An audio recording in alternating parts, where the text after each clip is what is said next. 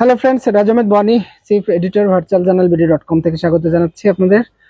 আজ আমি একজন কবির সাথে বসেছি, আলাপ হবে কিছুক্ষণ তার কবি এবং কবিতা নিয়ে, কবিতার জার্নি নিয়ে। তো আমাদের সাথে যুক্ত আছেন আমাদের বড় ভাই অগ্রজ কবি সৈকত হাবিব। সৈকত ভাই, আমাদের ফেসবুক লাইভে আপনাকে স্বাগত জানাচ্ছি। ধন্যবাদ ভাই, আমি আপনি আহ, এই পর্যন্ত কবিতার জার্নিটা বেশ 30 বছর, 3 দশক হয়ে গেল।